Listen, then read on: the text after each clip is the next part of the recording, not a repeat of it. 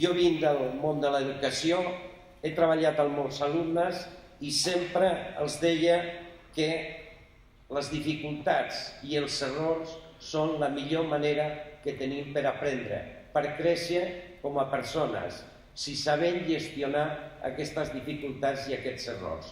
I penso que en aquests moments el PSC ho ha sabut fer i en aquests moments ha crescut i és un partit molt més fort que abans. Tranquils, mentre estiguen en peus els socialistes, la intolerància no triomfarà. Aquí estem els socialistes per a garantir la democràcia oberta i plural i el progrés sense discriminació de ningú. Avui hem de mirar cap al futur també, sense dubte que sí.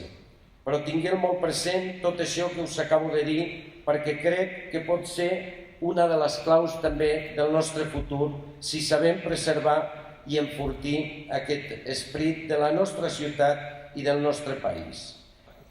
Compañeros y compañeras, vamos a escribir juntos el libro de nuestro futuro, de nuestros sueños. Vamos a ser responsables de nuestra rosa.